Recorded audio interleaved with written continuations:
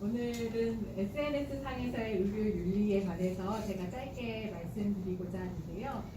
사실은 고백하자면 저는 소셜미디어를 사용하지 않아서 어쩌면 여기 계신 선생님들보다 잘 모르고 있는 경우도 많을 것 같습니다. 그런데 사용하지 않는 대신에 많은 경우에 저희 또래 아니면은 이제 우리 학생들이 종종 이 문제를 다뤄주기를 요청하는 경우가 있어서 저는 사실은 글로 배운 SNS입니다.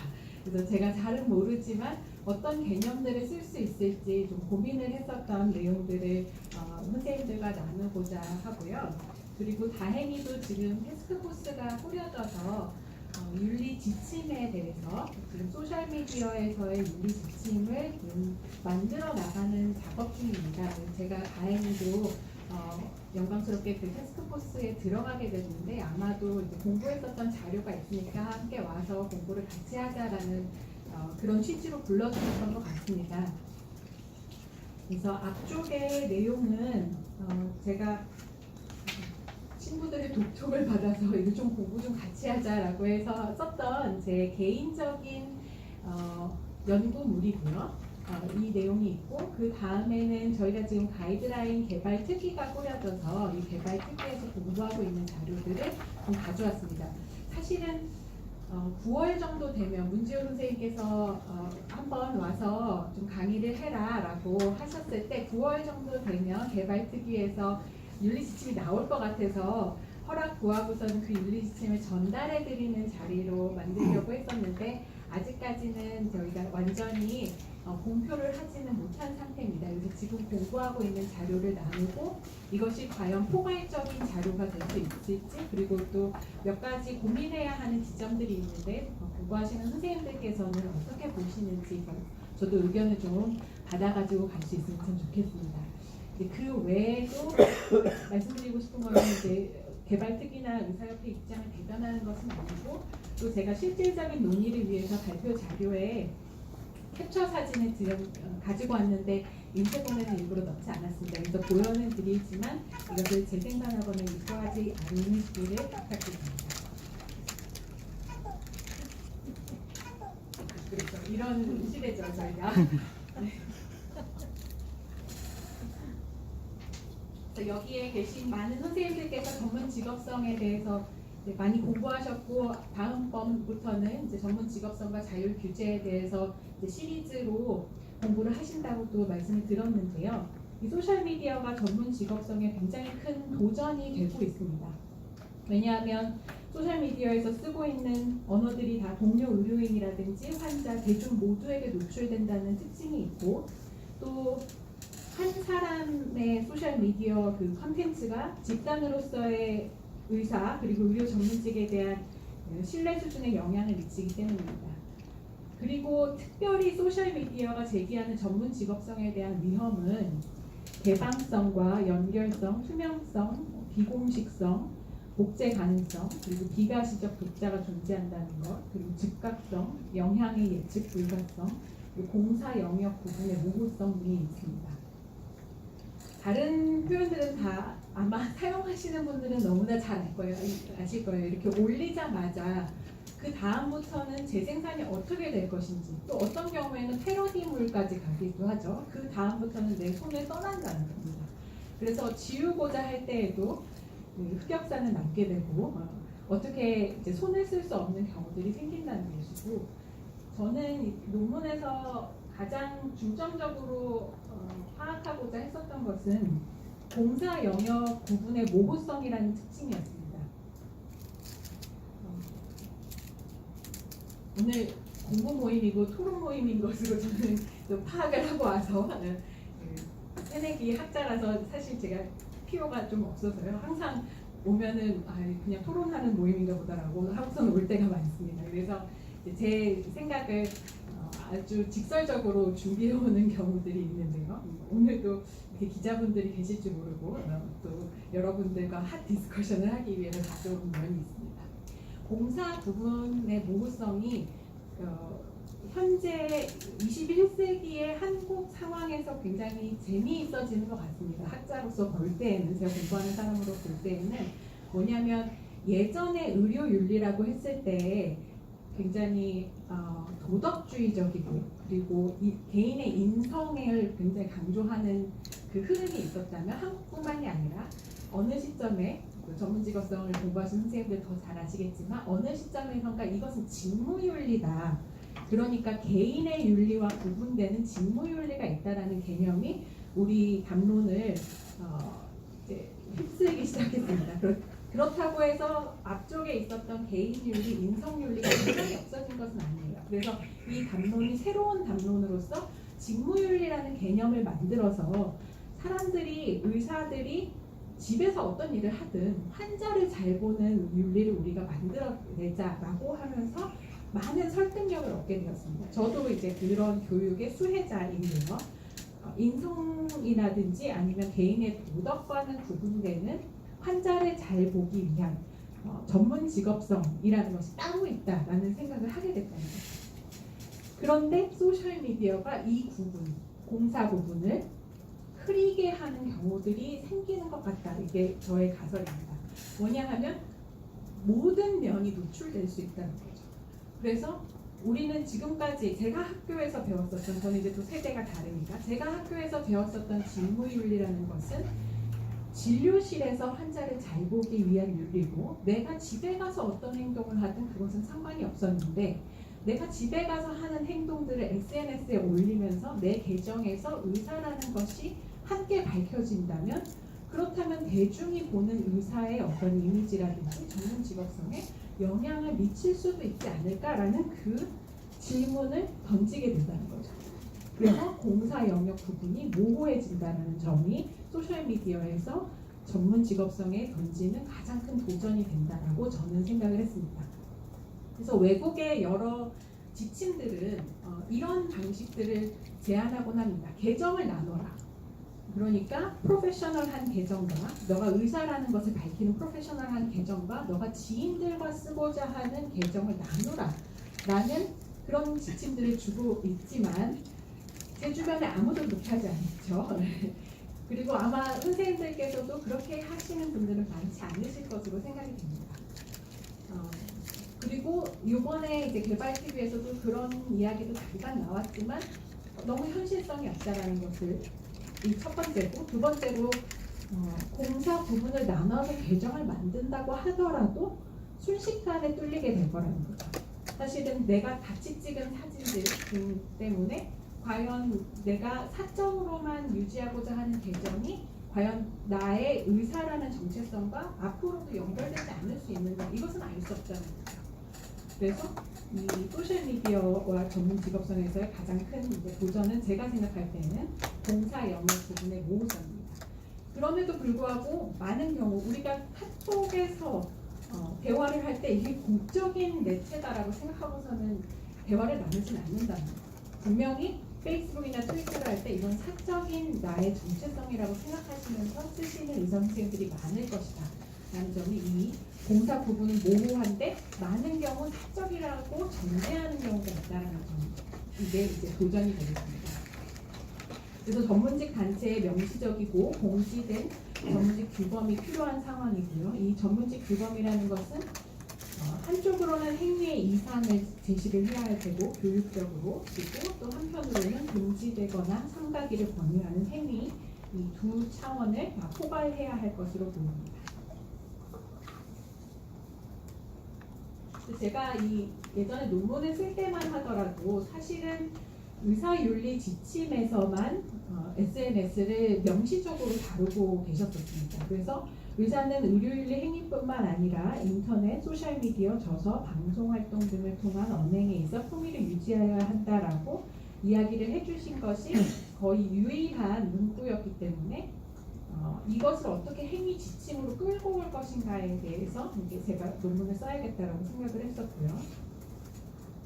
그런데 그럼에도 불구하고 이 품위라는 개념이 세대에 따라서 달리 받아들이기도 하고 굉장히 전근대적인 어감이 있기도 하고, 또 사람마다 다의적으로 받아들인다는 것이 과연 규범성을 가질 수 있을까라는 그런 질문에서부터 저는 이제 제 연구를 시작을 했고, 그렇다면 명료하고 널리 받아들일 만한 정의를 품위에 내린다면 어쩌면 써먹을 수도 있겠다라고 생각을 하게 됐습니다. 그래서 집단으로서의 의료 전문직의 정체성을 진지하게 받아들이는 태도, 그리고 질병의 예방, 치료 및 돌봄의 전 과정을 수행할 만하다고 환자와 가족, 대중, 동료가 신뢰하게 만드는 일련의 행동 양식을 이제 모두 품위라고 부를 경우에는 어쩌면 이 품위 개념을 SNS, 의사윤리 지침이 그렇게 이어놓은 것처럼 활용할 수 있는 규범이 될 수 있겠다라고 주장하게 되었습니다.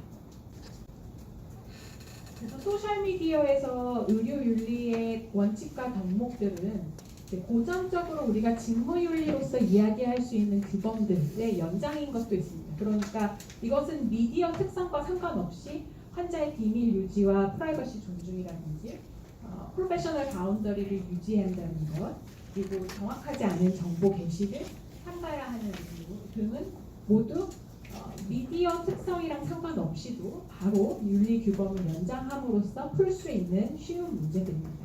그런데 어떤 경우에는 미묘한 지점도 있고 적절한 태도 문제를 요구하는 지점들이 있습니다. 그래서 이제 전문직 품위라는 것을 이러한 미묘한 지점에 도입을 할 수 있을 것인가가 이제 저의 질문이었고요.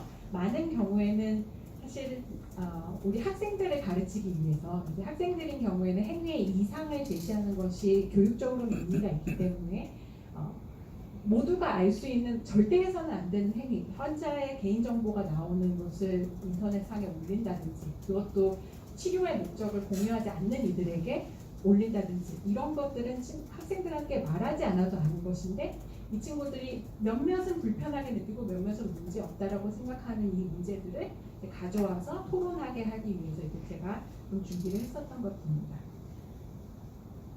그리고 이제 여기에 적용될 수 있는 의료인의 덕목은 다음과 같을 텐데, 사실 이 시대에 소셜미디어에서 가장 중요하다고 생각하는 것은 저는 자기 이익의 소거라고 생각합니다.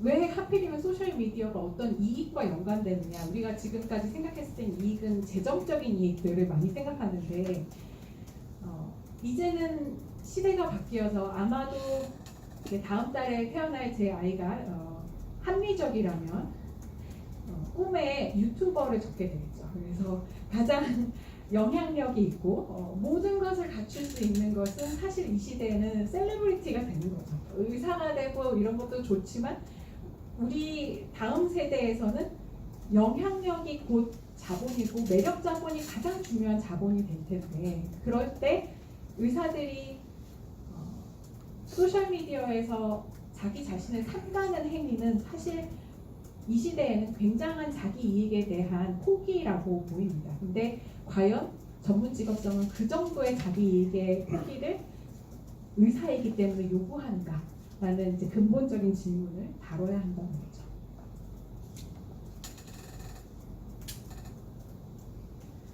그래서 앞서서 말씀드린 통제되지 않는 영향력이라든지 이전에 담론에서 굉장히 중요했었던 공적, 직업적 영역, 그리고 사적, 개인적 영역 부분이 모호해지는 소셜미디어의 특징 때문에 어쩌면 소셜미디어에서 품위라는 것이 작동할지도 모른다라는 게 이제 저의 가설이었습니다. 네, 이것은 제가 그 개발 특위에서 말할 내용은 아니고 많은 부분은 교육적인 내용으로 학생들과 나눌 부분이라고 생각합니다. 그 외에도 더 구체적인 규범들도 이제 개발 특위에서는 얘기할 수 있으니까요. 이거는 이제 제가 논문에서 나누었었던 내용인데 오늘은 짧게 넘어가는 것이 좋을 것 같고요. 그 외에 품위 이외에 소셜미디어에서 적용할 수 있는 개념들을 이야기하는 것이 좀 더 구체적일 수 있을 것 같습니다. 이 규범들은 학생 교육처럼 굉장한 행위의 이상을 말할 뿐만이 아니라 아주 구체적으로 이거는 어길 경우에 자율 규제의 한 축으로 논의될 수 있다라고 할 수 있는 개념 규범들인데요. 의학 전문 직업성과 신뢰 유지라든지 의사 환자 관계와 전문직적인 경계, 개인의 비밀 보호, 그리고 정보의 적절성이라든지 근거 중심의 정보 공유, 그리고 동료 간 커뮤니케이션은 어떻게 되어야 하는지, 그리고 교육의 필요는 어떻게 되어야 하는지, 이러한 범주들이 저희가 지금 개발 특위에서 공부하고 있는 자료고 대부분은 많은 국제 규범이라든지 아니면 해외 규범에서 이미 다루고 있는 내용들입니다. 그러니까 앞서서 품위는 그때 당시에는 품위 유지밖에 의료윤리 지침에서 말씀을 안 하고 계셔서 제가 만들어낸 어떤 논지고 이것은 조금 더 구체적으로 그리고 고전적인 직무 윤리의 연장으로도 나올 수 있는 규범이라고 할 수 있겠습니다. 하나씩 말씀드리면요. 의학 전문 직업성과 신뢰 유지는 이제 AMA나 WMA, GMC 모두에서 이야기하고 있는데요. 의사는 온라인 게시물로 인해 의료 전문가의 명성에 누가될 수 있으며 의료계에 대한 대중의 신뢰를 잃을 수 있음을 인지하도록 해야 한다. 그래서 온라인의 게시가 직업에 대한 대중의 인식에도 기여할 수 있다는 사실을 다 알고 있어야 하고 자신의 소셜미디어 활동이 환자의 신뢰와 직업에 대한 대중의 신뢰를 정당화하는지 확인을 해야 한다라는 것입니다. 여러분들 뭐 잘 아시는 사례로 최근에 저희 이대 병원에서도 선생님이 아주 대중의 관심을 받을 만한 환자의 사례를 아주 자세하게 그리고 시각에 따라서 매우 선정적으로 환자의 피해 사례를 나열을 했었던 트윗이 있었는데요. 그때 많은 사람들이 그분에게 호응했지만 또 한편으로는 이것은 의학 전문 직업성과 신뢰 유지에 반한다. 왜냐하면 환자에게 동의를 받지 않고 그의 내밀한 피해를 이렇게 묘사한다라는 것은 우리가 그를 믿고 그 사람을 믿고 몸과 마음에 상처를 내보일 수 있는 그 기회를 박탈하기 때문에 신뢰 유지에서 굉장히 큰 위험이 된다라고 대중들도 그렇게 써놨었죠. 그리고 이렇게 동료가 직업적 규범을 심각하게 손상한다고 판단될 때에는 해당 동료에게 적절한 조치를 위한 권고가 필요하다. 그래서 내가 직접 그 동료에게 이야기를 해야 하고 그럼에도 불구하고 동료들이 전문가답지 못한 행동을 지속한다면 관련 기구에 보고해야 한다라고 하고 있습니다. 그래서 저희 개발팀에서는 이것을 보고해야 한다고 할 것인가, 보고할 수 있다고 할 것인가로 이제 굉장히 긴 토의를 하고 있었던 것 같습니다. 전문직적인 경계입니다. 그래서 의사 환자 관계가 역전이가 발생할 수 있기 때문에 이 프로페셔널 바운더리를 유지하는 것이 굉장히 중요한데 소셜미디어 시대에서 이것이 도전을 맞이하는 거죠. 인터넷상에서 환자와 상호작용하는 경우 의사는 다른 상황에서와 마찬가지로 전문직 윤리 지침에 따라 환자-의사 관계에 대한 적절한 경계를 유지해야 한다. 우리가 교과서에서 배웠을 때는 데이트 신청에 어떻게 반응해야 하는가, 대응해야 하는가를 배웠는데 이제는 우리 학생들은 페이스북에 친구 신청에 어떻게 대응해야 하는가를 고민을 해야 한다는 거죠. 그래서 페이스북의 친구가 일상생활에서 친구와 다르다는 것은 페이스북 쓰시는 분들은 아시겠지만 또 사람마다 이것이 정말로 친밀함이다라고 여기는 사람들도 있고 어떤 사람들은 나는 멀다라고 생각하는 분들도 있을 때 이제 환자분이 친구 신청을 할 때에는 이것을 받지 않는 것이 더 보수적이면서도 안전한 길이다라고 권고를 하고 있습니다. 그리고 이제 환자가 사적 계정을 통해 돌봄이나 기타 전문적인 문제에 관해 문의하는 경우 의사는 자신의 사회적 및 전문적 관계를 섞어서는 안 되며 적절한 기회에 사적 계정에서 전문직적인 계정으로 인도하여야 한다. 이것이 앞서 말씀드린 계정을 2개 하라는 건데 거의 대부분은 그렇게 하고 계시지 않고 또 계정이 2개라고 하더라도 이것이 연결된다는 것 때문에 온전한 해결책이 되지 못합니다. 이 전문직적인 경계의 위반도 많은 선생님들 알고 계신 그 유명한 김모 선생님께서 이 SNS를 통해서 환자가 모집되고 그 정신과 환자가 모집되고 그 환자와 친밀한 관계가 됨으로써 그리고 나서는 이제 착취 관계가 될 수 있게 이렇게 토대가 쌓이는 것이 SNS를 통해서 하는 경우들이 있었는데요. 많은 경우에 SNS가 진료실 환경을 벗어나서 연장이 되기 때문에 위험이 커질 수 있다라고 말씀드릴 수 있고요.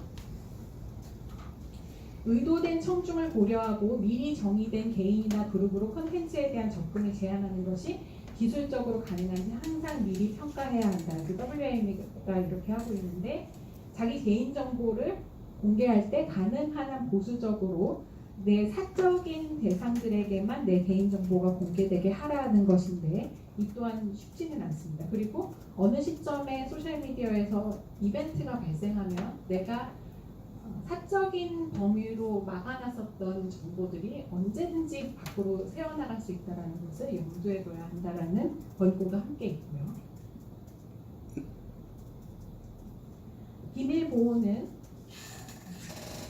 전통적인 규범을 이제 연장하는 것으로도 가능한데, 온라인을 비롯한 모든 환경에서 환자의 개인정보 보호를 위한 규정과 의사협회 지침을 알고 있어야 하고, 특히나 식별 가능한 환자 정보를 소셜미디어와 온라인에 게시할 수 없도록 보장해야 한다. 그런데 우리가 치료 목적, 교육 목적으로는 환자 정보를 나눌 수 있듯이 이러한 목적으로 소셜미디어를 이용할 경우에는 윤리 지침을 준수하고 이를 사용할 수 있으나, 그럴 때에는 그 미디어의 특성, 혹시 개방성이 너무나 큰 미디어가 아닌지는 항상 고려를 하셔야 된다라고 하고 있습니다.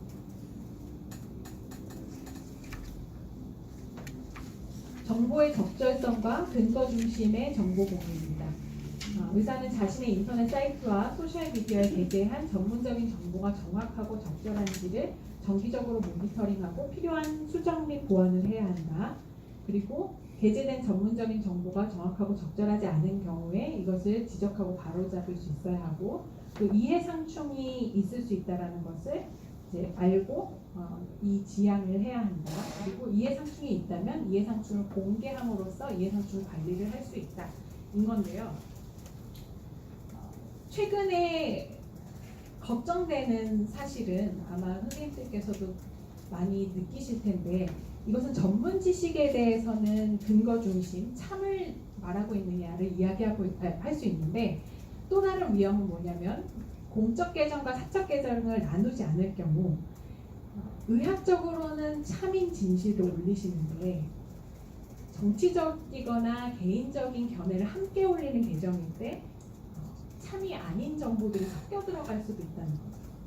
그럴 때 내가 함께 올린 공적 계정, 전문직적인 계정에 있는 이 정보, 의학 정보에 대한 신뢰성도 혹시 훼손되지 않을까라는 위험이 있습니다.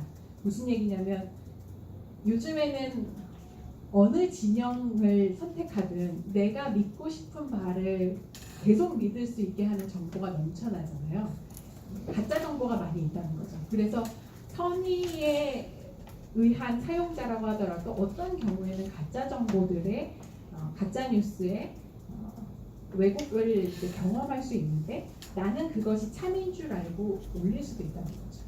그럴 때 그걸 바라보는 또 다른 진영의 어떤 사람은 이 사람은 가짜 뉴스를 올리는 사람이구나. 그러면 이 사람이 올린 저 의학 정보는 믿을 수 있을까? 라고 하는 경우들도 생겨날 수 있다. 그래서 제가 잠깐 미국에 있을 때, 그때 요즘에 비판적 의사소통이라든지 글쓰기에서 가장 중요한 것이 정보 가려내기였었거든요. 이제 트럼프가 당선되고 이럴 때 즈음이었는데, 과연 어디까지 대중을 가짜뉴스를 가려낼 수 있는 역량을 키울 수 있을 것인가, 그리고 그런 길이 있긴 있냐. 그래서 가짜뉴스가 너무나 많이 형성되고 있을 때 과연 의사들이 근거 중심의 정보를 공유하는 이 신뢰를 어떻게 계속 유지할 수 있을 것인지, 이 도전도 고민을 하셔야 되겠습니다. 우리가 고민을 해야 하는 내용입니다. 그리고 저희가 태스크포스에서는 동료 간 커뮤니케이션과 교육에 대해서도 올리려고 하는데요.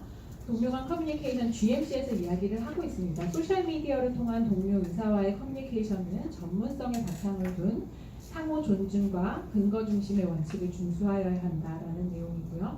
교육은 제가 열심히 해야 되는 내용이죠. 의학교육자 및 의학교육기관은 의사의 적절한 소셜미디어 사용에 참고가 될 수 있는 사례 연구와 사용 지침, 교육 프로그램을 T교육자에게 제공할 수 있도록 노력을 해야 한다라는 것들이 이제 아마도 테스크포스에서 만드는 지침 안에 들어갈 내용들이 될 것 같습니다. 그래서 가이드라인이 아직 공개되지 않아서 지금 형성 중이라 이런 질문들을 근본적으로 던질 수 있겠습니다. 의료 전문직이 자율 규제를 하는 근본 원인은 무엇이고 그 중요성과 가치는 어느 정도일까? 앞서서 이 시대의 가장 중요한 자기 이익은 유명세가 될지도 모른다라고 말씀드렸습니다. 그래서 대부분의 학생들이 유튜버가 되고 싶어하는 이 사회에서 어느 정도의 가치를 기각하면서까지 소셜미디어에서의 사용을 조심스럽게 하라라고 주장할 수 있는지, 마찬가지로 자기 표현의 시대에서 어디까지의 절제와 자기에게 소거를 통하여 신뢰에 대한 충실성을 우리가 달성을 해야 하는지, 그리고 예전에는 품위밖에 없어서 제가 논문을 썼지만 품위라는 개념을 계속 쓸 것인지 여전히 활용하는 것이 적절한지, 지금은 이제 품위와 전문 직업적 권위라는 이제 챕터를 만들려고 하고 있는데 과연 이 개념을 계속 쓰는 것이 좋을지, 그리고 가이드라인을 만들게 되면 많은 선생님들께서 첫 번째 고민하시는 것이 이게 발목을 잡지 않을까라는 것이고, 이제 저처럼 대학에 있는 사람들은 순진하게도 교육 목적으로 행위의 이상만 이야기하면 되겠지라고 하지만 사실은 너무나 높은 이상을 가이드라인에 담게 되면 프랙티스 하시는 선생님들이 오히려 우리끼리 자율규제 한다고 하면서 발목을 잡게 되는 그런 상황이 발생한다라는 코멘트들을 많이 받았습니다. 그래서 행동의 이상이랑 통제 및 처벌의 기준 중에 우리 가이드라인은 어느 지점을 향할 것인가, 여기에 대해서도 이제 고민이 굉장히 필요하겠습니다. 그래서 우리 가이드라인은 앞서서 보여드린 요 카테고리로 이제 가고 있는데, 과연 이 카테고리가 포괄적이면서도 좋은 가이드라인 형성을 할 수 있는 실질적인 내용들을 담고 있는지 한번 검토 의견들을 주시면 제가 잘 모았다가 전달해 드릴 수 있을 것 같습니다. 감사합니다.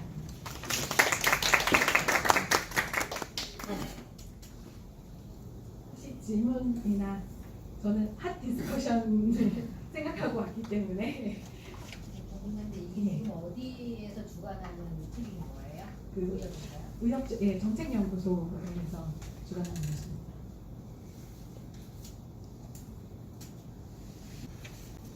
네, 그냥 앉아서 말해도 네, 되죠? 네, 네. 그냥 디스커션 네. 한다니까. 교육의 필요에 그게 교육이라는 게 네. 그러니까는 일반 의사들까지 다 포함하는 건지 아니면 그 지금 배우고 있는 학생 중심으로 말하는 건지 양 네. 따로따로 하실 건지. 네. 이제 당연히 저희가 1차적으로 접근할 수 있는 이제 수업으로는 감사합니다. 수업으로는 우리 학생들을 하겠지만 저희가 개발 특위에서도 그 개발 특위에서 생각하고 있는 것은 결국 이거를 읽으시는 분들이 쉽게 받아들이셔야 되기 때문에 앞쪽은 가이드라인을 하고 뒤쪽은 Q&A 세션을 좀 만드는 것이 당연히 좋겠다. 그런데 이제 사례는 익명화되고 아주 추상적인 사례로, 왜냐하면은 뭐 누구든지 알 수 있는 그런 사례로 하게 되면은 또 명예훼손의 문제가 있을 수 있기 때문에 이제 사례를 좀 새로 구성해서 Q&A를 만들자라고 하고 있습니다. 그러면 선생님들께도 교육의 기회가 되겠죠. 혹시 그 자료 보시면서 그 미국에서 그러니까 레지던시 트레이닝 하기 원하는 학생들을 그 SNS를 다 취재를 해요. 네. 그거 보셨어요? 네.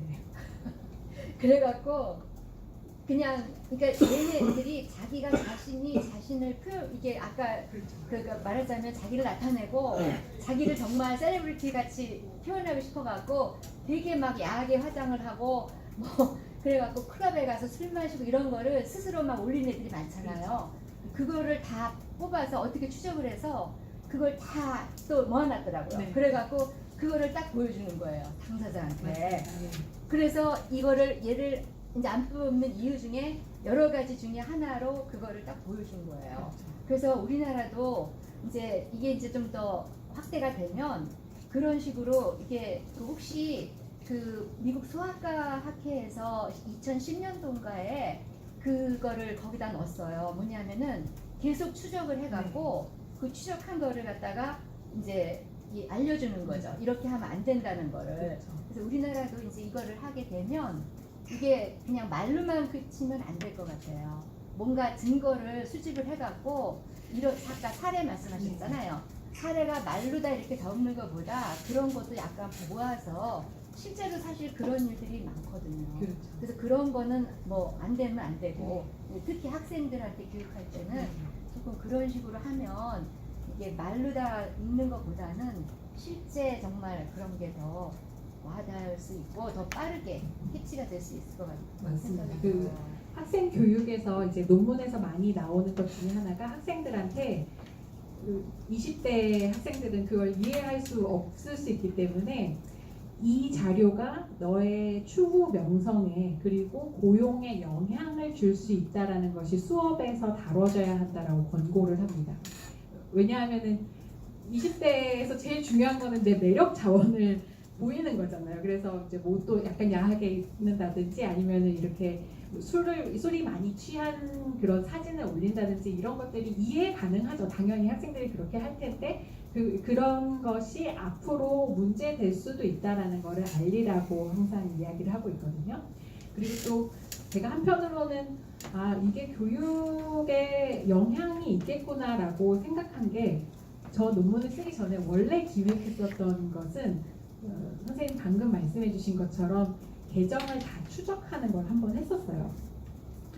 특정 과를 추적을 했었는데요. 왜냐하면 그 특정 과가 정신과였는데 이제 정신과인 경우에는 많은 경우 이제 이미 퍼블리시된 자료들이 많이 있는데 정신과는 더 보수적인 접근을 취하거든요. 왜냐하면 환자가 이분이 백지라고 생각해야지만 자기 이야기를 할 수 있는 경우들이 많기 때문에 정치색도 드러내지 말고 그리고 뭐 너가 생각하는 어떤 면에서 가치관도 드러내지 말라라고 권고하는 논문들이 있었어요.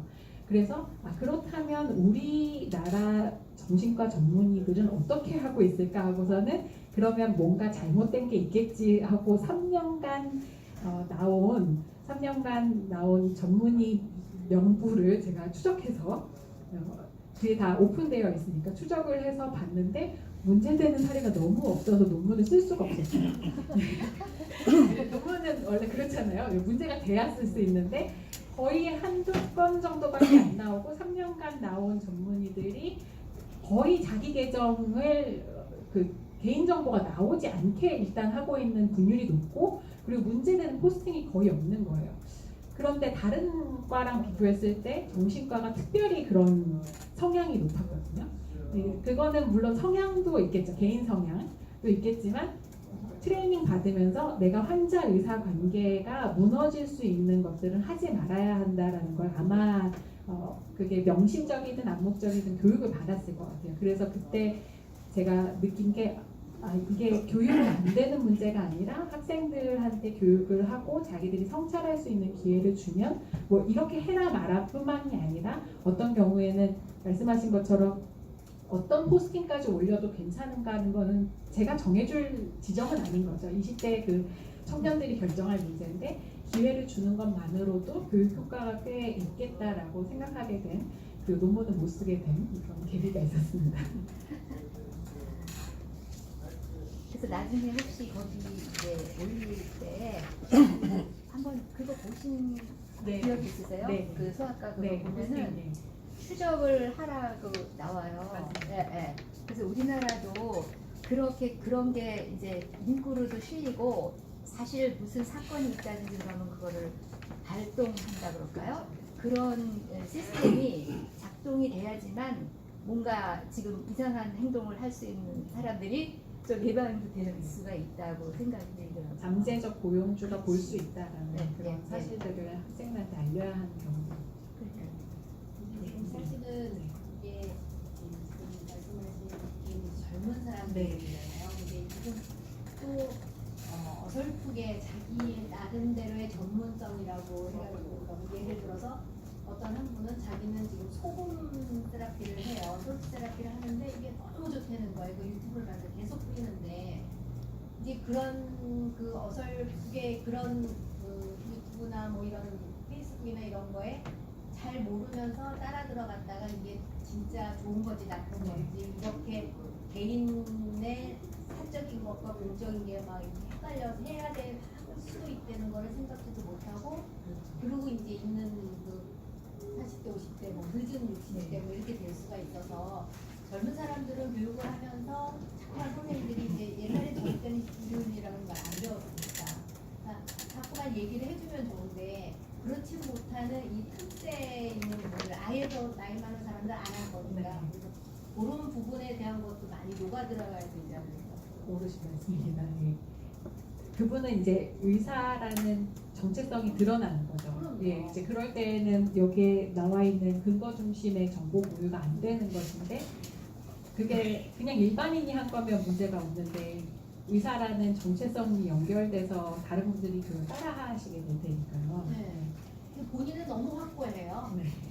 근데 그래가지고 이게 지금 그러니까 자기 딴에는 굉장히 이게 오토리티가 있다고 생각을 하는데 일반적으로 봐서는 아니다. 그러니까 그런 부분이나 무슨 이제 밑으로 내려가 학회에서도 네. 크게 큰 가이드라인이 아니면 좀 그런 거를 좀 할 수 있는 것도 있어야 되고 어제 뭐 누가 옛날에는 왜 제목으로 유튜브나 이런 게 다 됐잖아요. 네. 요새는 그 제목 말고 그 속에 있는 속에 단어가 스스로, 다 예. 된다고 하니까 이건 그렇죠. 진짜 엄청난 거 한 번 뱉으면 진짜로 탁 퍼진 다음에 주워 담을 담을 수가 수가 없는 없죠. 거거든요. 그래서 이런 거를 특히나 많이 그러니까 인식할 수 있게 네. 교육이 굉장히 필요하다고 그렇죠. 생각해요. 이제 뭐 나중에는 저희가 이게 정해지고 나서는 연수교육에 쓸 수 있는 사례로도 개발이 되고 이렇게 해야 할 것 같습니다.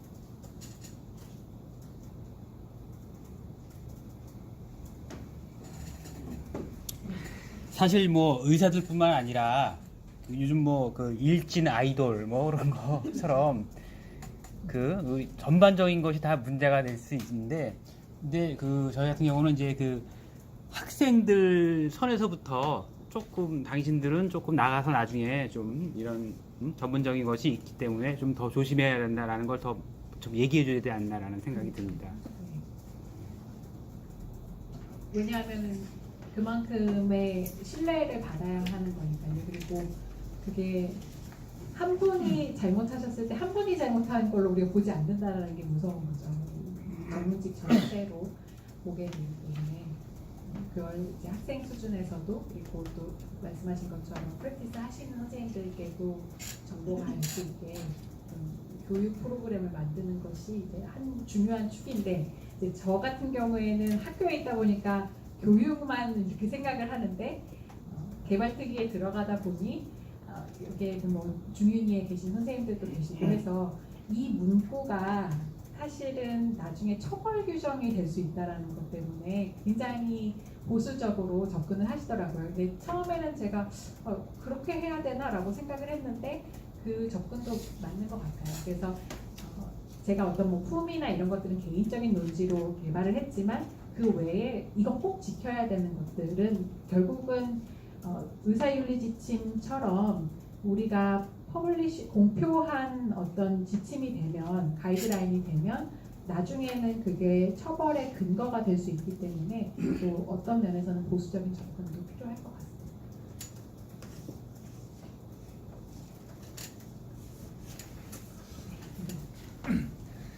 뭐 아까도 말씀하셨지만 이게 유튜버가 득세하고 있는 이 시대에 뭐 의사들이라고 해서 이게 뭐 조심해야 되는 건 있지만 이게 의도적인 차원하고 결과론적인 차원이 이게 이제 사실 어떻게 받아들여야 될지 좀 저도 되게 약간 혼란스러운데요.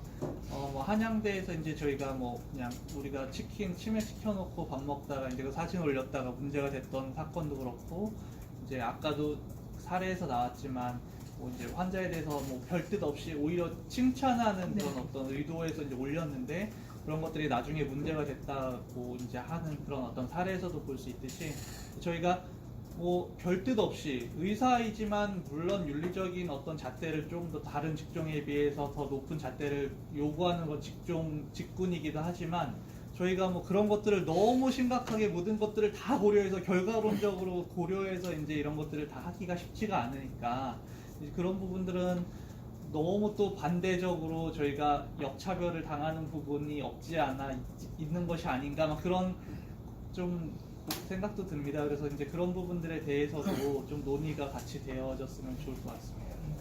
맞습니다. 그러니까 이게 뭐 아주 엄격한 규율을 탑다운으로 주는 것에 한계가 있을 수밖에 없을 것 같아요. 왜냐하면은 말씀하신 것처럼 이 시대의 가장 중요한 이익이고 그리고 또 한편으로는 자기 표현이라는 게 굉장히 중요한 권리 중에 하나인데 그것을 절대 안 된다라고 말할 수는 없는 것이고요.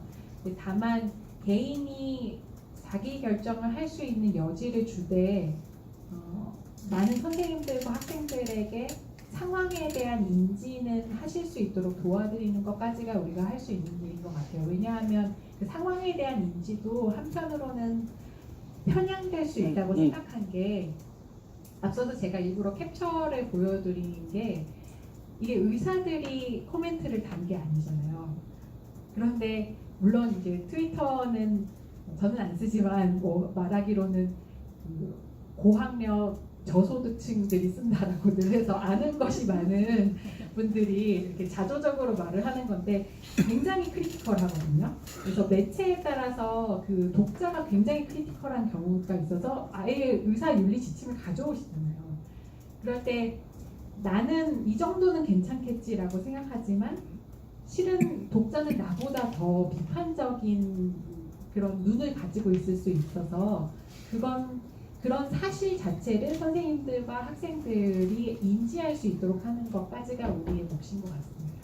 네, 개별적인 선택들, 내가 어디까지 좀 과시적인 포스팅을 올려도 될 것인가 이런 것들은 저희가 정해드릴 수 있는 게 아닌데 개별적인 선택들을 하실 수 있는 정보를 이제 드리는 정도가 될 것 같습니다.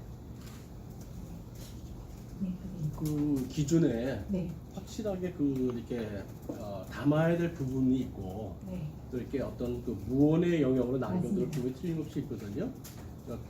이제 확실하게 배제에 있어서 상업성, 사업주의는 이제 기준을 정확하게 정해서 네, 우리가 상업주의를 끌지 않도록 하는 것이 중요할 것 같아요. 네, 또 하나는 개인 그 환자의 어떤 그 아이디에 관한 그 정보들이 있잖아요. 그렇죠. 이런 것들은 정확하게 우리가 올려서는 안 될 것 같아요. 그 정도는 너무나도 명확한 그 사실이고 또 그리고 어떤 기준이 마련됐을 때 처벌이 없다는 그 기준의 의미가 없거든요. 근데 의사들은 처벌하면 다 면허증 없어진다는데 그렇지 않거든요.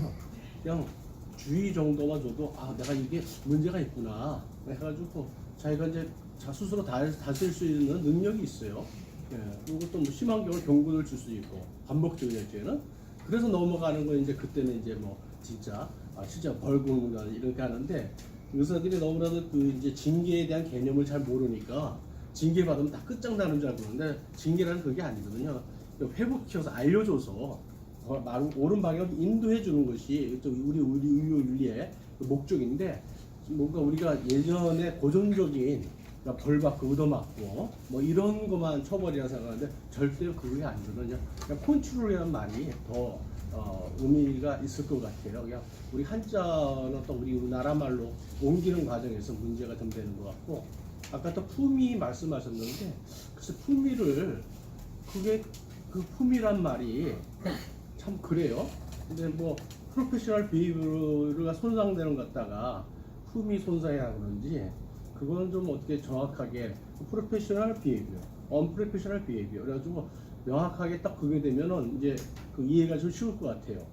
그렇죠. 이제 품위라고 할 때는 사실은 오해 소지가 너무 큰 용어라고 저는 생각을 합니다. 그래서 제가 그 논문을 쓸 때에는 품위에만 걸려 있어서 소셜 미디어가 그 윤리 지침에 어쩔 수 없이 이것을 쓰는 단어로 만들기 위해서는 재정의가 필요하다라고 했었고 그거 외에 우리가 품위 말고도 이렇게 아주 구체적인 규범들로 넘어갈 수 있다면 이미 많은 해외 지침이나 아니면은 국제 지침에서 말하고 있는 아주 구체적인 규범들로 넘어갈 수 있으면 프로페셔널 비헤이비어로 넘어갈 수 있다면 굳이 품이라는 단어를 쓰지 않아도 될 수 있다는 거죠.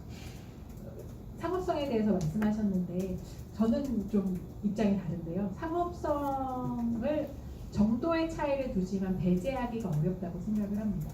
왜냐하면은 노출되는 것 자체가 이익이 될 수 있기 때문에요. 그렇다면 이해상충이 존재한다라고 전제하고 이해상충을 관리하는 것이 필요하다고 생각하는데 관리의 가장 좋은 방법 중에 하나는 내가 여기에 이해상충이 있다라고 밝히게 하는 거죠. 그러니까 의사라는 권위를 통해서 이렇게 은근슬쩍 이걸 끼워 파는 것이 아니라 나는 여기에 투자한 사람이고 뭐 아니면 이게 내가 개발한 사람이다 등으로 이제 이해상충을 개방함으로써 관리하는 방식이 맞지 않을까 저는 그렇게 생각합니다. 그런 걸 묻어서 나오는 것들이 이제 문제인데 네. 그런 건 이제 우리 광고 심의 규제 우리 위원회라든지 이런 게 있거든요. 그렇죠. 이제 그걸 약간 벗어나려고 하니까 문제다. 같은 의사가 봐도 야 이건 너무 속내어 보인다. 그리고 좀 찝찝하다. 뭐 이런 것들이 많거든요. 진짜 뭐 우리가 규정을 어떤 에티켓의 영역과 정말 어떤 기준의 영역이 좀 다를 수가 있는데 진짜 아주 꼭 지켜야 될 거는 담고 진짜 꼭 지켜야 될 것들 그런 거는 담고 나머지 거는 교육으로 이렇게 회복시키는 것들이 이 영역이 아닐까 생각이 돼요. 네, 저도 동의합니다. 이 두 가지의 층위로 담아야 할 것 같습니다. 그 품위를 애초에 영어로 쓰실 때 뭘로다 번역하셨었어요? 그게 이제 WMA도 희한하게 또 AMA는 쓰지 않는데 WMA는 또 디그니티를 쓰고 있어요. 예. 네. 그래서 이게 우리나라만 쓰는 건 또 아니구나라는 생각은 했었습니다. 그렇지만 AMA는 아예 쓰지를 않고 있어요. 근데 디그니티로 해도 모호하죠. 네, 그러네요. 아까 그 광고 부분에서 옛날에 그 쇼닥터 때 나오는 것처럼 광고를 쇼닥터도 그렇고 또 요새는 왜 그 포스팅할 때도 옛날에 그냥 쓴 거 넘어가는데 조금 밑에서 달아야 되잖아요. 근데 아무리 그래봤자 TV에 나오면은 자기의 개발한 건데도 자기는 제3자인 것처럼 막 선전하잖아요. 그래서 그런 게 사실 아무리 들어가도 참 어려운 일이거든요. 그래서 그런 부분에 좀 딜레마 같은 게 있는데 잘 좀 정리해 주세요. 근데 저는 거기에 이제 규범을 들이기가 참 어려운 부분이라고 생각을 해요. 왜냐하면 이게 정도의 차이가 있어서 예를 들어서 이제 팟캐스트에 나가신 선생님들도 계시잖아요. 그러면 어떤 분들은 이렇게 하면 환자들이 오잖아라고 이야기하시기 시작할 수 있고, 그러니까 제품을 내가 만약에 개발했을 때에는 이 제품은 내가 개발했고 투자했다라고 말하면 되는데. 내가 여기에 나가는 이유가 반드시 환자들을 유치하기 위해서만은 아니잖아요. 그렇지만 그러한 결과들이 형성되죠. 그래서 이 소셜미디어가 결부됐을 때 상업성을 배제할 수 있는가? 배제할 수 없고 가능한 한 그것을 관리하기 위한 노력이 오히려 필요하지 않을까가 이제 제 생각이고 또 아니신 분들도 계실 것 같아요. 그래서 규범을 이 부분은 드리기가 어려운 것 같습니다. 그 아까 지금 이거를 이제 가이드라인을 제시하고 그 Q&A 하신다고 그랬잖아요. 근데 이번에 그 우리가 의료윤리 지침하고 강령할 때 해설서를 냈잖아요. 그렇죠. 그래서 그런 식으로 조금 더 디테일한 것까지 다 아우르려면 그런 방향으로 하는 거가 어떨까 제가 언뜻 생각이 지금 나서 네. 맞습니다. 네. 그래서 저희가 그거를 참고로 하고 있는 게 그래서 그 해설서처럼 이 지침을 그렇죠. 좀 더 이해하기 쉽고 사례 중심으로 하는 것이 좋겠다라는 말씀을 주셨고 이제 제가 앞쪽 서문에 초안에 이제 썼는데 대부분 선생님들의 반응이 이렇게 쓰면은 안 된다. 하셔서 이렇게 개념적으로 쓰면 안 된다라고 하셔서 예. 그러고서는 좀 고치고 있습니다. 예. 다른 분들께서 더 잘 손을 봐주실 것 같습니다. 네, 선생님. 자기에게 소거할 때 소거가 한자인가요? 그렇죠. 뒤로 물른다라고 할 때요. 뒤로? 예.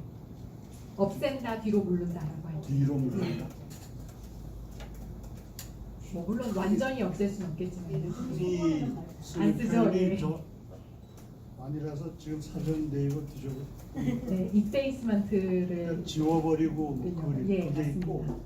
부정적인 것은 모조리 없애는 네. 청소할 때 소자가 네. 있고 소독할 때 소자가 있고 그래서 한자 이 영문을 우리말로 한 건지 아니면 그냥 흔히 자주 쓰는 아니에요. 표현인지 자주 쓰는 표현 아닙니다. 네, 솔직히 말씀드리면 제가 이제 번역서가 하나 있어서 번역서를 하다가 셀프 이페이스먼트를 어떻게 옮겨야 되나 자기 자신을 뒤로 무르게 하고 그 다음에 환자의 이익을 앞에 둔다 인 건데 속어가 사실 맞지 않을 수도 있죠. 왜냐하면 그건 완전히 없애버리는 거라서 네, 사실은 궁금증은 풀었어요. 제가 영문을 이렇게 했다면 네. 금방 이해가 돼요. 네, 그래서 이페이스먼트면 오히려 더 그래서 많은 경우에 괄호하고 영어를 쓰셨으면 네, 오히려 네. 예. 그래야겠네요. 아니면 좀 번역어에 대해서 아직 책이 나오기 전이라서 고민을 좀 예. 해봐야겠어요. 예. 감사합니다. 한번 공부하면은 그럴까봐요. 네. 공부를 하시면 네.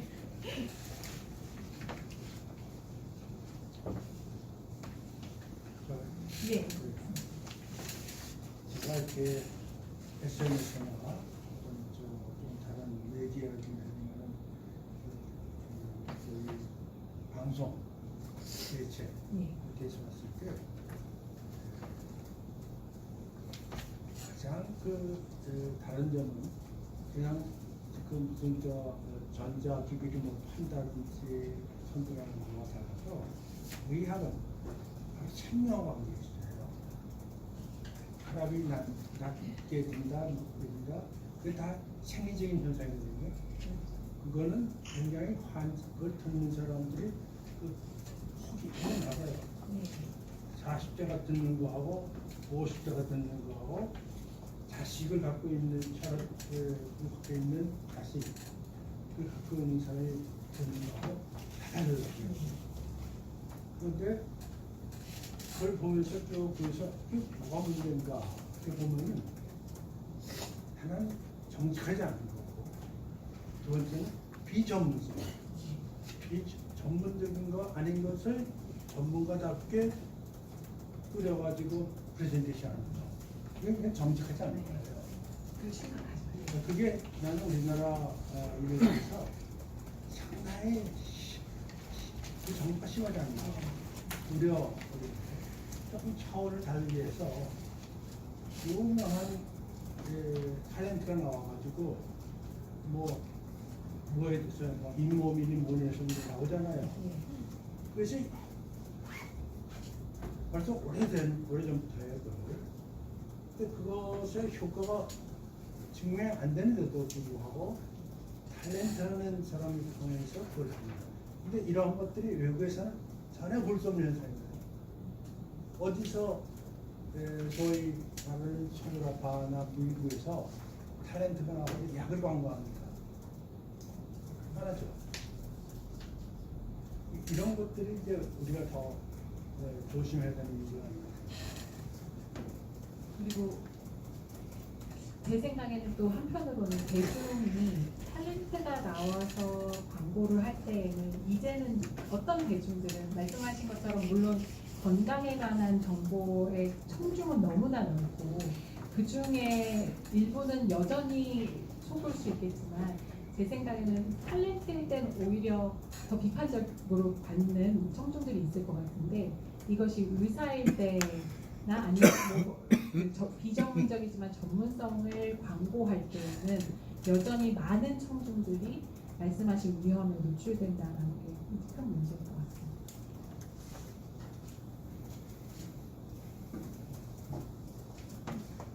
네. 저는 여기서 듣게 돼서 저랑 동기인데요. 동기인데 이렇게 만나게 너무나 기쁩니다. 많은 선생님들께서 좋은 말씀 다 해주시고 다뤄주셔서 저도 고민했던 차원이 다 많이 다뤄진 것 같고 결과적으로 여기 나오는 속어라는 표현은 어떻게 보면 좀 비현실적이지 않을까. 우리가 냉정하게 생각했을 때 정보 SNS 시대에 이 충동을 자제시키기는 모든 인구에서 어려울 것이다라고 생각이 들고요.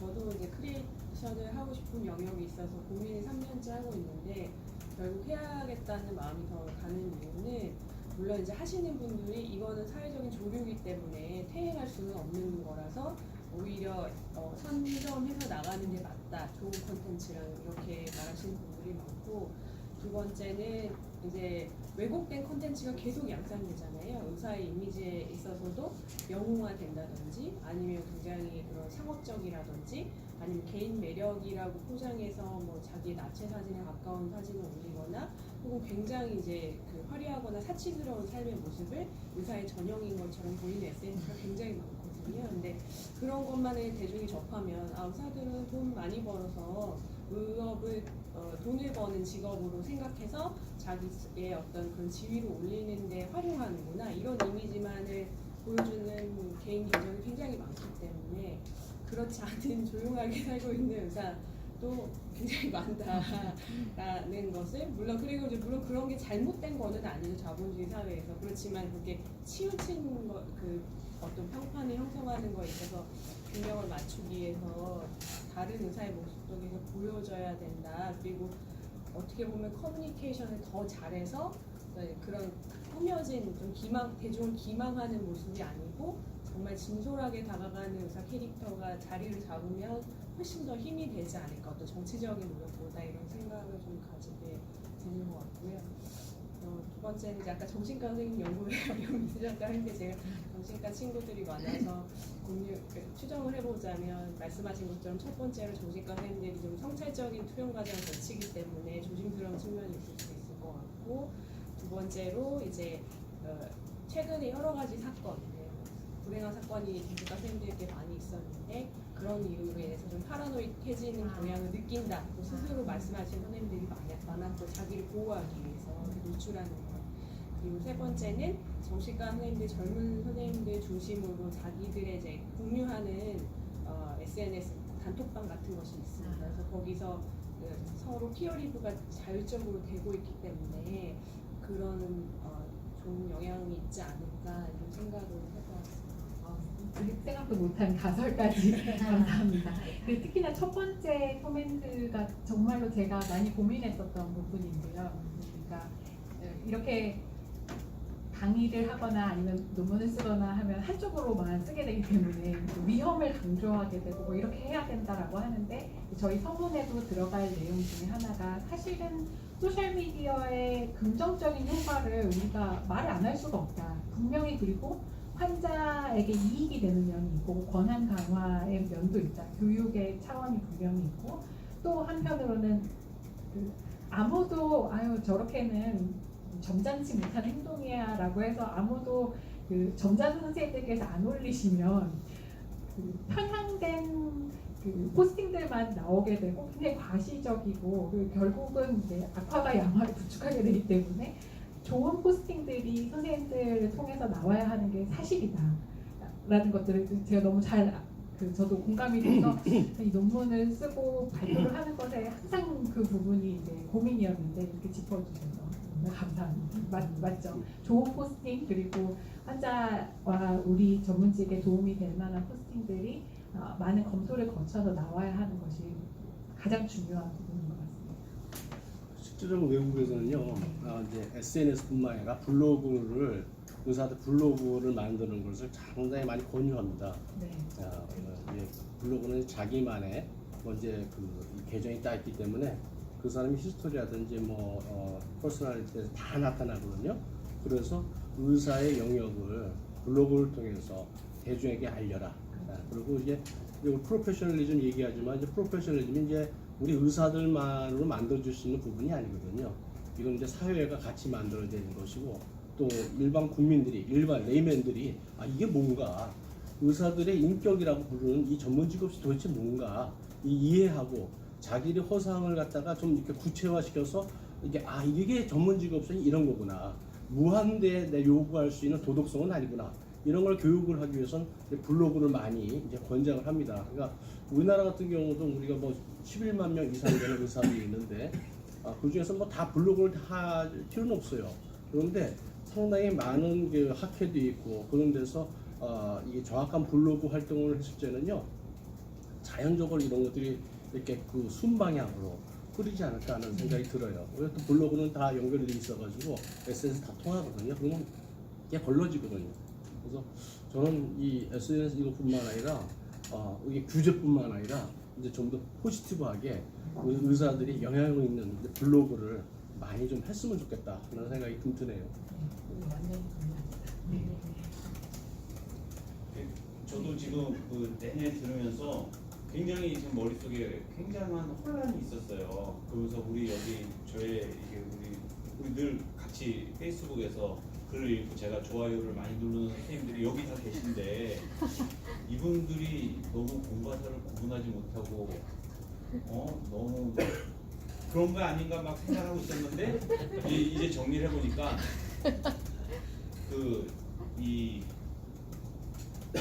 우리의 정체성은 의사는 일부인 거예요. 나의 정체성은 사람들은 의사라고 불러주지만은 우리 정체성은 일부고, 뭐 제가 좋아하는 우리 조종환 원장님은 지금의 정체성은 그냥 할아버지예요. 그냥 할아버지로서 그냥 그거예요. 뭐 비뇨기 의학적인 거는 거의 없어요. 할아버지로서 어떻게 자녀를 손주 돌보니 그게 그거고, 뭐 이명진 원장님 같은 경우는 이제 윤리학자죠. 윤리학자가 됐어요. 그래서 코 얘기는 뭐 저한테 쓰라 그러고 본인은 이제 그런 것만 이렇게 하시고, 또 제가 제일 팔로우하는 또 우리 홍성수 원장님은 그냥 지금 이제 개인의 건강과 최근에 건강과 이 기성 세대가 내야 되는 이제 정치적인 목소리, 그게 지금 정체성이세요. 누구 지금은 뭐 이비인후과 회장님이었던 걸 몰라요.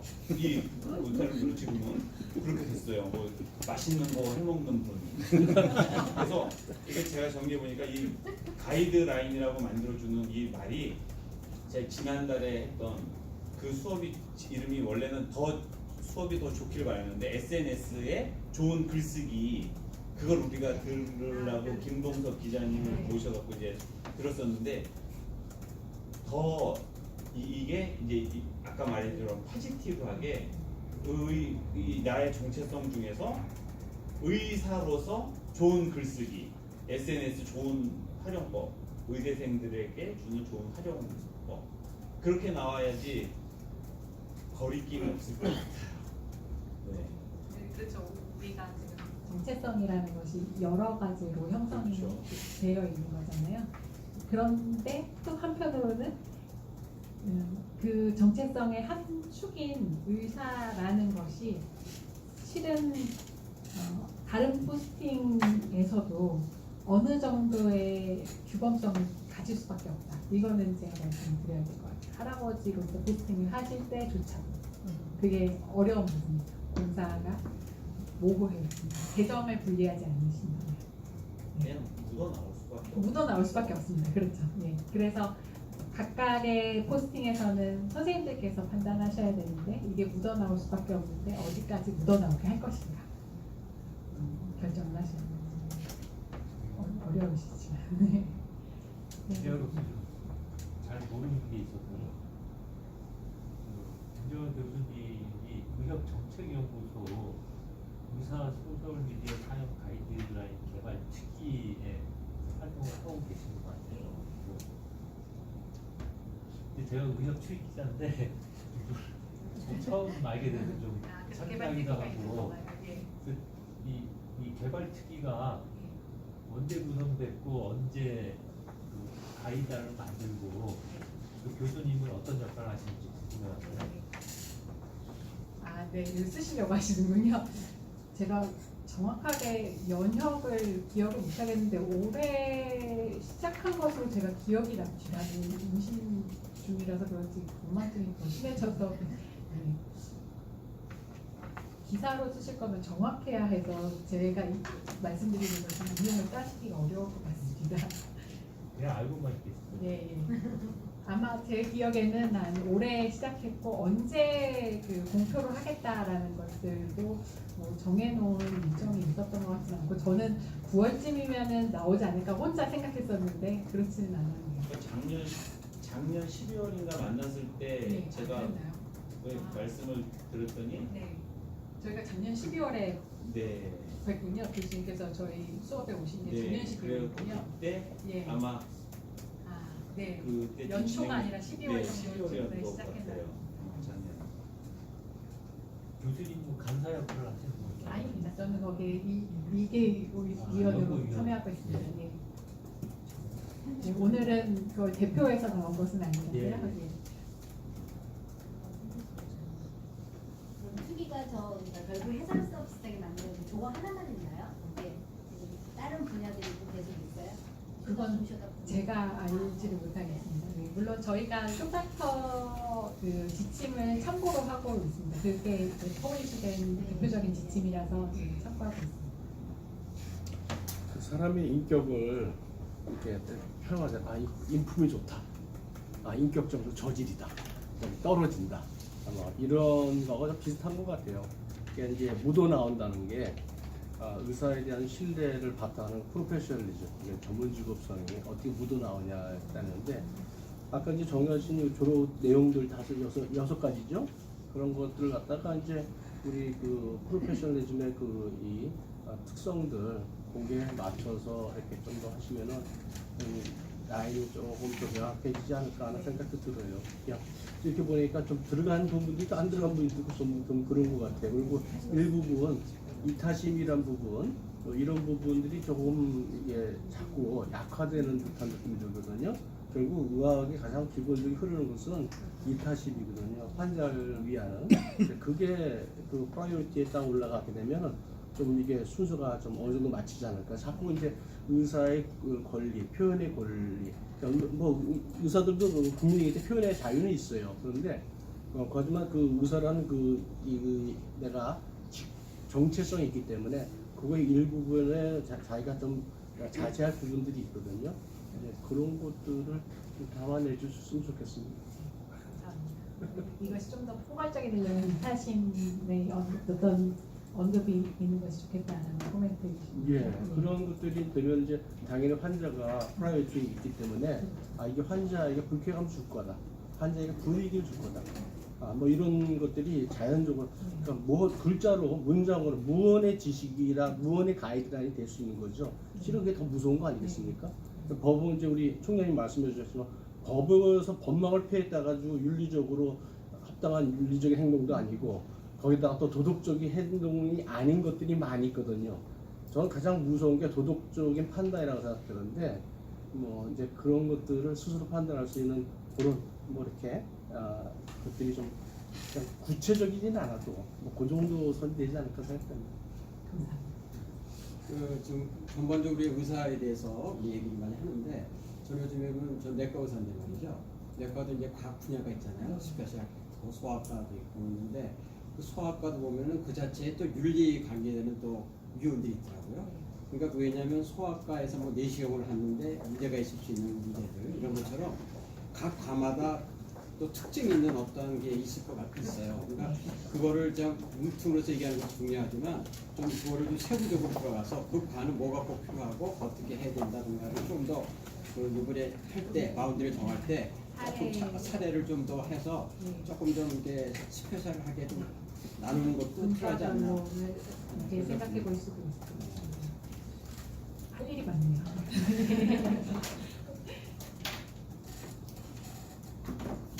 김 회장님하고 비슷할 수 있는데 그 아까 말씀하신 것처럼 이상점을 제시하기가 굉장히 어렵고 사실 이상점이라는 게 아직 저희가 만나보지 못한 유니콘 같은 거잖아요.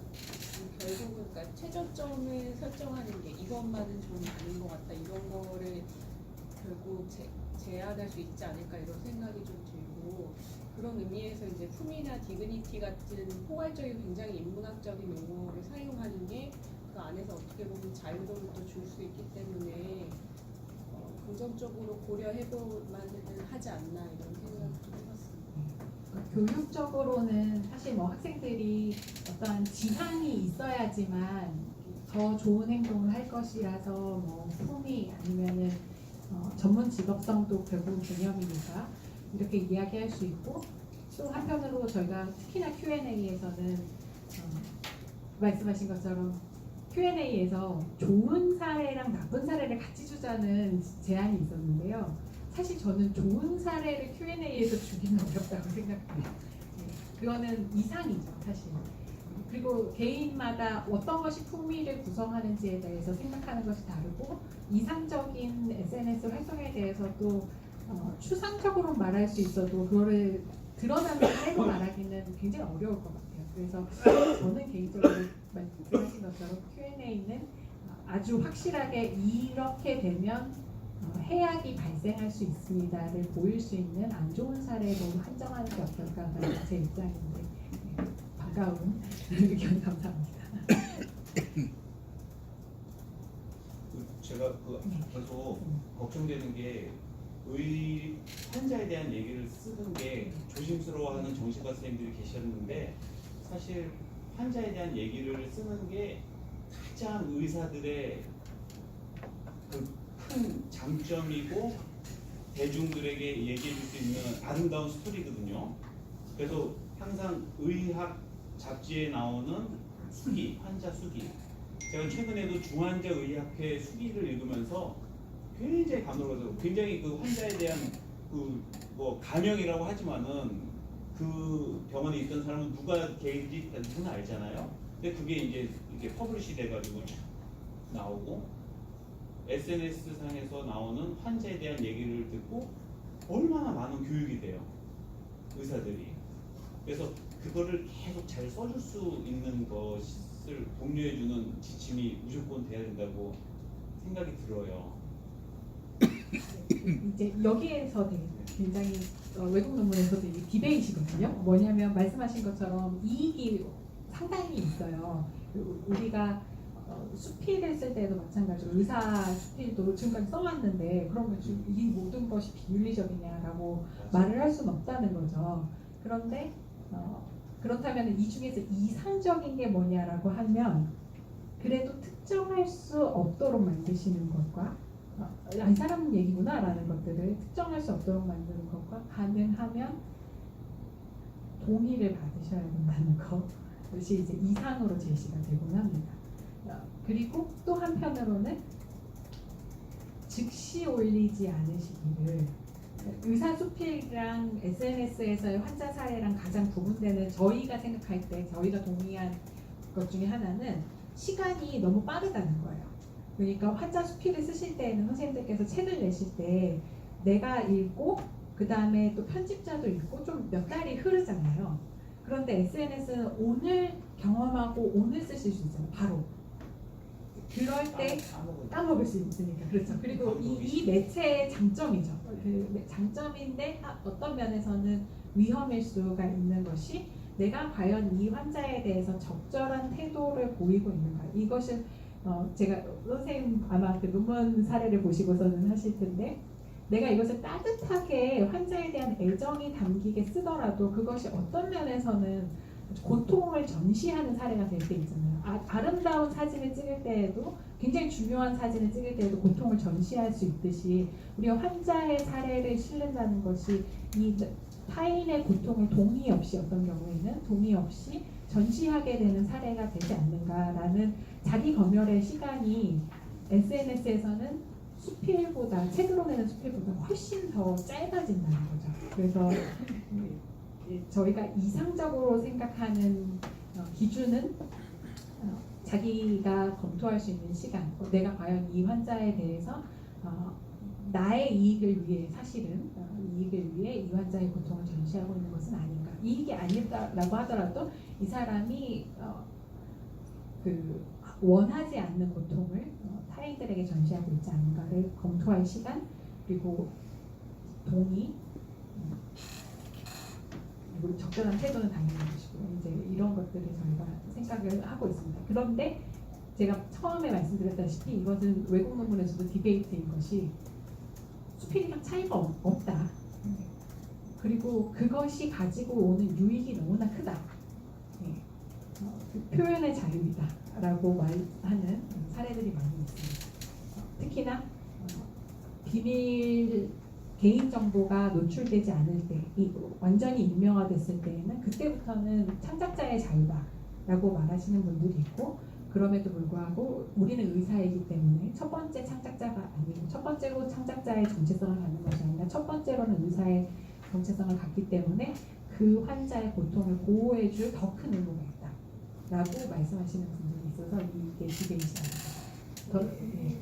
입니다. 아까 이제 저희가 한간 비밀보호에 뭐 일어나는 생명원이나 이름이나 뭐 이렇게 두루두루 들어가야 된다고 생각을 하고 뭐 저희는 이제 물론 SNS는 아니지만 뭐 환자의 자료를 가지고 할 때는 당연하게 물론 뭐 다 동의를 가져도 되지만 익명성이 보호가 되면 뭐 통계로 다 지금 할수 있는 건데 아까 그 키로하고 몸무게와 키로만 가지고도 비밀 보호를 유지하지 않았다라고 할 수 있는 건지가 굉장히 지금 그렇죠.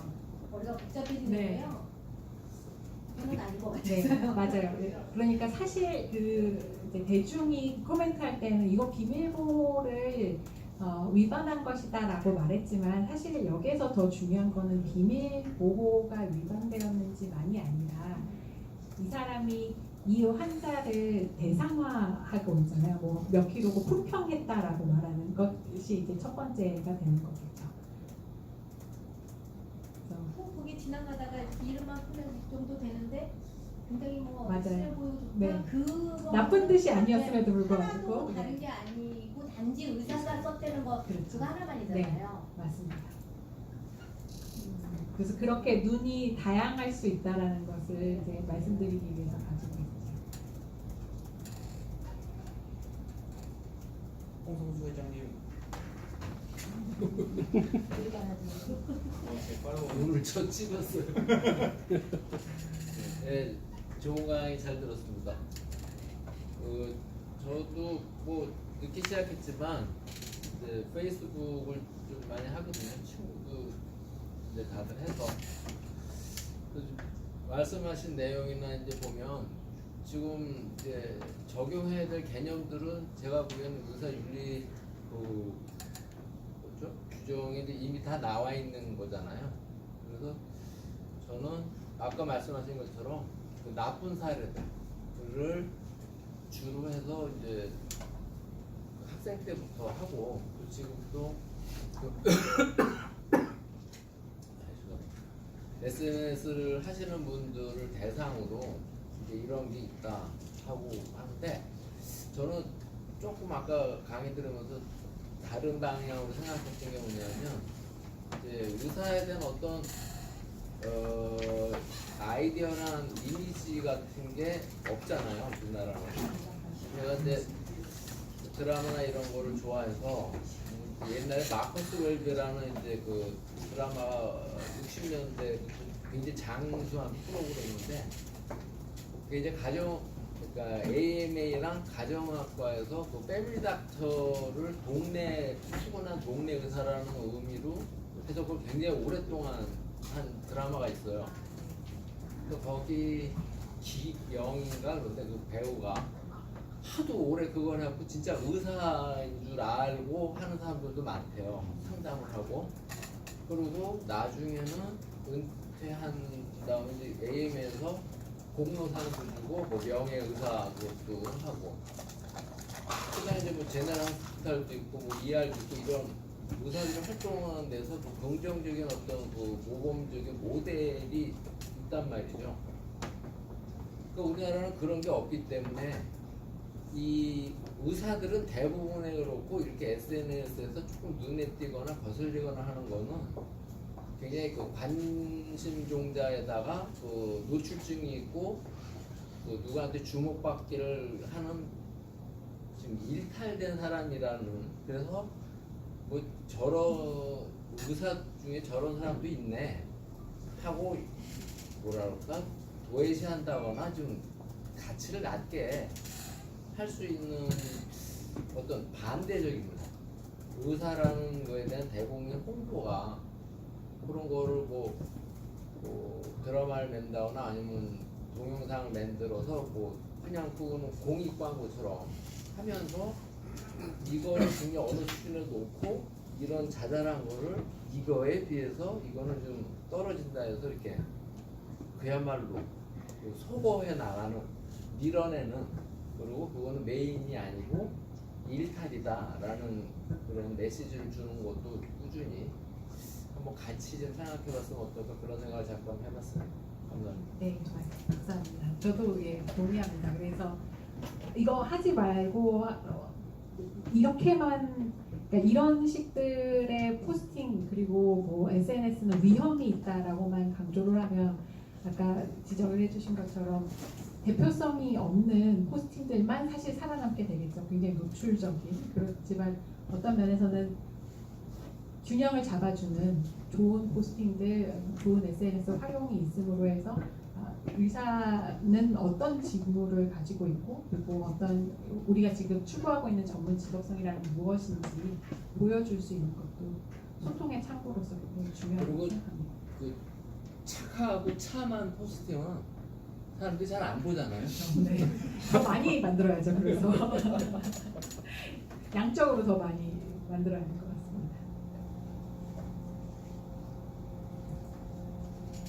너무 좋은 말씀 많이 나누는데 제가 그 우리 의료윤리연구회에다가 김정하 교수님 개인정보를 올릴까요? 궁금한 분 주시라고.